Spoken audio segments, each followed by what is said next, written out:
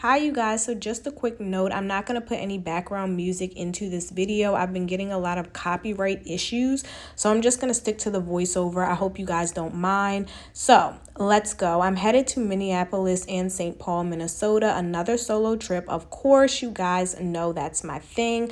I'm here at BWI Airport. That stands for Baltimore Washington Airport. There's 3 major airports in my area: Dulles, Reagan National, and BWI. So I'm headed out of BWI. You guys just walk into my gate.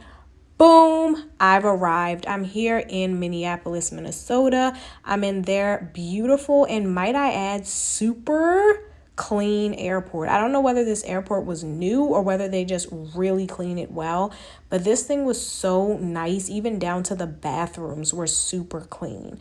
But anyway, you guys, here I am waiting for my bags to come off of the conveyor belt, and now I'm in my Uber headed to my hotel.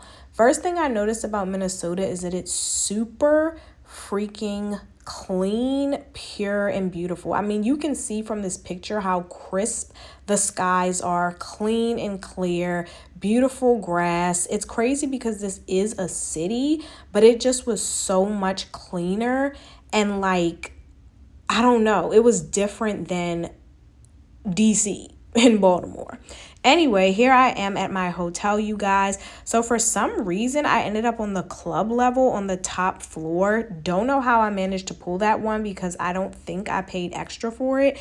I booked this hotel in June though, so I don't really know what I did. But anywho, it was pretty cool being on the club level. Apparently, they had a whole club room full of snacks and beverages that were free. Why did my dumb tail not even know that until the last day? Bruh. And I was so thirsty. I could have had hella water, hella juice, hella snacks. Anyway, it's all good. This is my room, you guys. Pretty nice view. It was definitely really nice at nighttime with all the lights and stuff. But yeah, nothing too major. I mean, just a nice, chill, clean hotel room for me, myself, and I. Here I am all dolled up, about to take myself to the most beautiful, elegant dinner ever. You guys, loved this place. It was called RH. They had a rooftop. They had a downstairs showroom. This place was so beautiful. Honestly, this would have made an amazing date night, and I feel like everyone knew it because there were so many people there on a date. All right, so you guys know I love a good aesthetic. So I was loving this interior design. I love to decorate. I love class. I love elegance. And I just love getting inspiration from showrooms and magazines and stuff like that. So anyway, we're upstairs now. How beautiful is this spot? It was so elegant, so tranquil. It was just amazing. The entire setup, the staff, the freaking golden hour, sun shining through, the windows wrapping around the place and on the ceiling. It was just incredibly beautiful. So freaking nice. So I got me a lobster roll. Don't really know why, because I've had 100 of these from different places, but whatever. It was really good. Had a nice glass of red wine. I had me a really good salad, y'all. It had goat cheese, lemon juice, some pepper, a ton of avocado and radish. So good. Here I am just posing in front of the sun that's setting behind me. They had a nice wraparound rooftop, which was incredibly beautiful. Once again, so serene, so elegant. So I decided to kick my feet up and chill out there. And y'all, why did I find a God-given woman out there? You guys know, if you solo travel, that taking your own photos is always a thing because people don't know how to take a decent photo. If they're not zooming in on you, they're cropping out your leg, whatever. But she took some great photos of me. So shout out to her. Here's the bathroom. Once again, a beauty. Now I'm headed out, you all. Okay, let's go check out the city. Yes, this is Minneapolis, you guys. You wouldn't think that there's such a vibe and there's so much nightlife, but it was really a vibe, y'all. So I checked out a spot called Tantrum. You guys know, if you know me, I love a good African lounge, African bar, African restaurant, African club. As long as it's African, I'll be there. Now, I wanted to say this was a West African spot just because they played a lot of Nigerian music, but it could have been otherwise. I do know that there's a huge East African population in Minneapolis. There's a ton of Sudanese people and a ton of Somalian people. So I'm not really sure if this was West African or not, but it was definitely an African spot. The DJ was fire. The people, the vibes, it was really cool. So this area out here is kind of just like a bar vibe. Like they're just drinking, chilling. There was some music, of course. But this area back here, yes, check out the footwork. Hey, do your thing, boy. But yeah, this area back here was like more of the lounge club scene. Still was my vibe because you can see it wasn't like dumb wild. You know, like people weren't standing on couches, jumping around like, that's not for me anymore. Maybe back in the day. But I loved that the focal point in this place was the music and dancing. Everybody was just chilling and having a good time. So now I'm headed back home, you guys, or back to the hotel. This is just a look at Minneapolis downtown at night, y'all. They definitely have some things to get into. So hey, check it out when you get a chance. Now I'm headed to, of course, another art museum. If you guys follow my travel, you'll quickly realize that like everywhere I travel to, I go to an art museum. And I was thinking about that on this trip. I'm like, girl, you literally have been to an art museum in like 85 states at this point. But it's a vibe, and I like to see the different art. And I like to kind of compare the different museums that I've been to. So far, my top two favorites are the Cleveland Museum of Art, or Cleveland Institute. I can't remember the name. And then the Chicago Museum or Institute of Art. Those were both really phenomenal. This one is definitely up there though. I love an art museum with multiple floors. And this one in particular, I love how they kind of like separated the rooms based on like country or origin. So this is the Africa room. This was actually my favorite piece, you guys. I feel like it says so much. It's so beautiful and powerful. And then this is the Asia room. So whether this be China, Japan, Taiwan, these art pieces were dedicated to Asian art. There was also a room that was dedicated to Native American art. I just really love how they like broke it down and showcased the pieces. Super nice. Here's a little like coffee shop / art shop downstairs. And then here's some more pieces. It was really a nice museum, you guys. Really nice and quiet. And I feel like in here, all of the people that were visiting were like super into the art, really actually reading the little like captions on the side next to the art. It was very quiet. You could tell that the people that were patronizing this place were like really into art and learning and like, you know, serious about it. I've been to some art museums where it can be kind of loud. There's kids in there like running around and making noises. People are kind of just like taking a glance but not actually like reading and like taking it in. So I appreciated that about this place. This was another one of my favorite pieces, the Black Angel. And here I am posing with my bag that was actually given to me for free. So shout out to that lady. Now I'm at brunch. Y'all know I loves a good brunch, okay? Hand me a mimosa or 8 and let's eat. So I decided to get a dish that I don't typically get, but for some reason I was craving steak on this trip. So I ended up getting me, oh yes, check out the shoes, y'all. check out the toes, check out the legs. Here's my mimosa, but I ended up getting steak, eggs, and fries. So well made, so good, y'all. And it came with this really good sauce.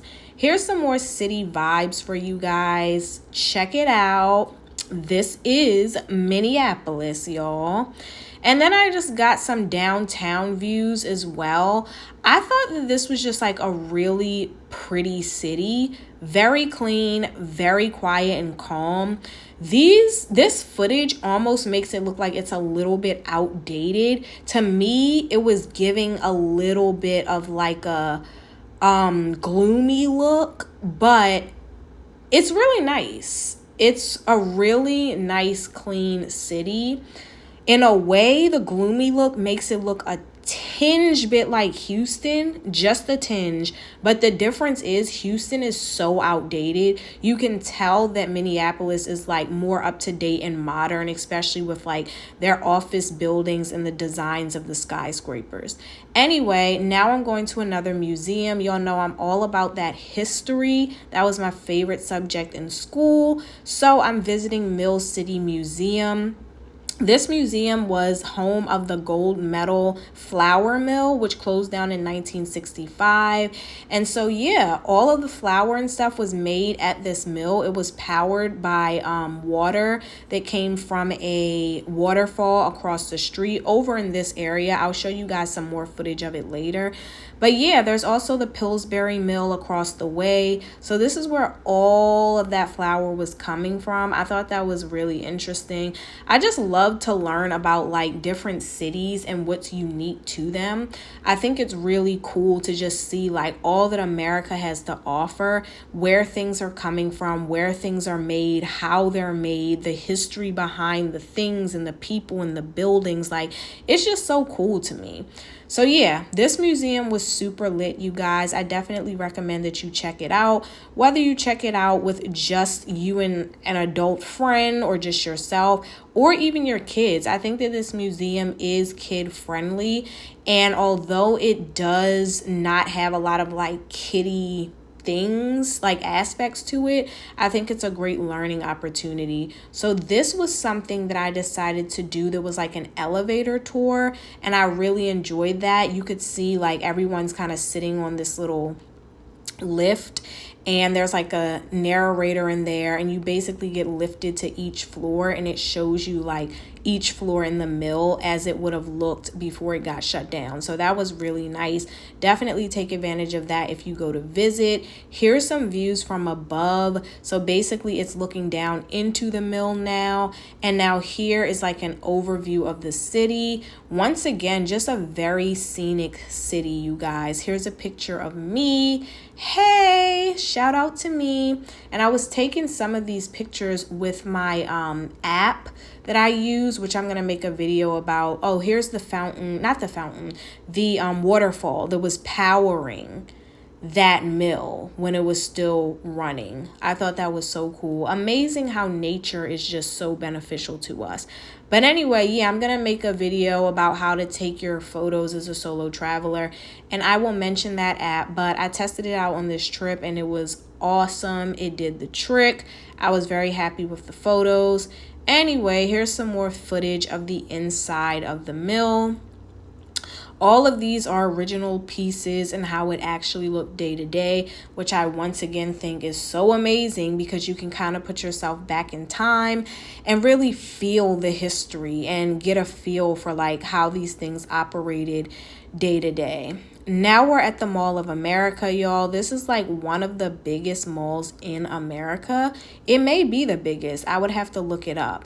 But anyway, it had literally every store that you can imagine. For me, all I needed to see was these two, Zara and H&M. Okay, I actually didn't purchase anything, which was insane.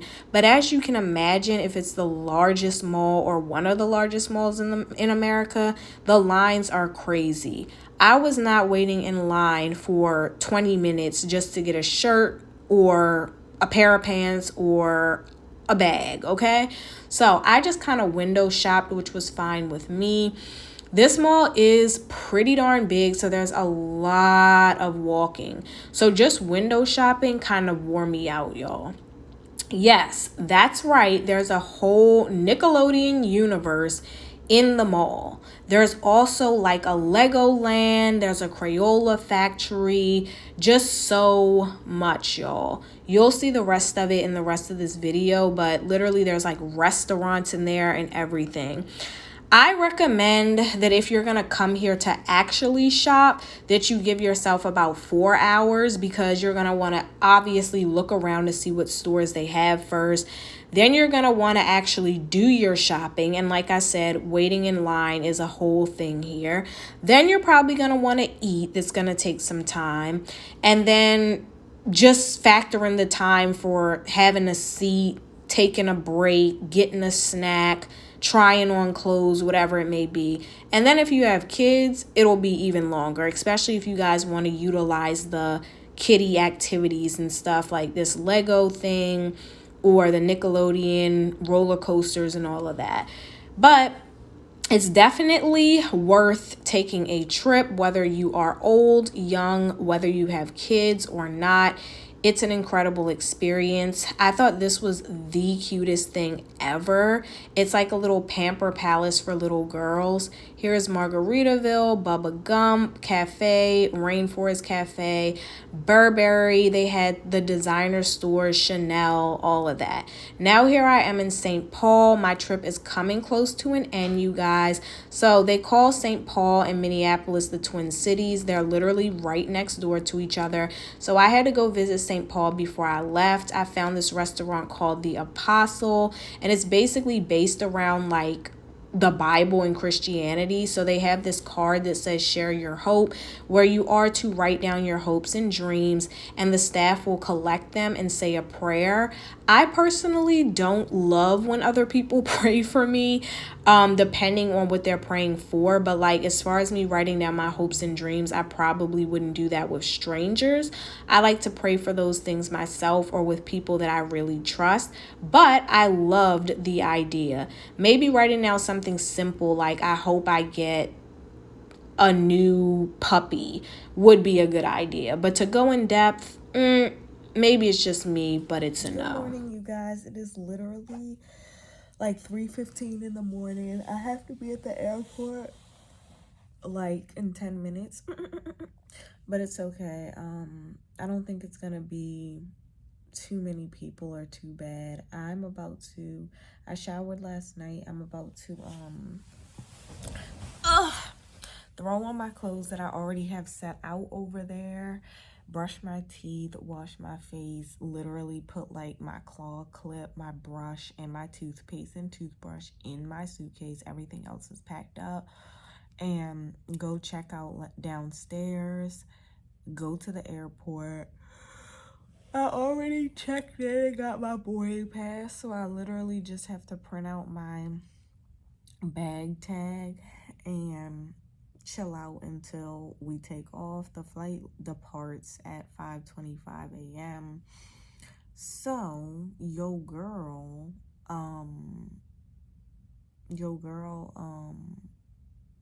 yeah, gonna be back, I think, at 8:25, because they're an hour behind us. And once I arrive back, y'all, I have to hop right into work. So I'm gonna get back to the crib, wash my hair because it's a hot, sticky mess. I had like all this gel in it. I tried to wash some out last night, like just with my washcloth and water, but I need to truly wash it and condition it. And yeah, hop right into work. And so you already know, tonight when I get off, I am going to be knocked out. I barely got any sleep on this trip or before this trip. So I'm going to be knocked out. Wednesday, I'm going to be knocked out. Thursday, I'm going to finally be recovered, and I am going to check on my grandmother and be back into normal life. But anyway, let me get up. I'm going to try and get out of here in the next 20 minutes. Gotta go. Peace. All right, you guys, so here I am sitting in the lobby. I didn't get much footage of the hotel, but it was pretty nice. Y'all, I finally got that free drink from the freaking clubhouse. Whoop-de-doo. 8 years later, but whatever. It came in handy, nice and cold, because I was thirsty. But anyway, I'll see you guys next time. Thanks for watching. Peace.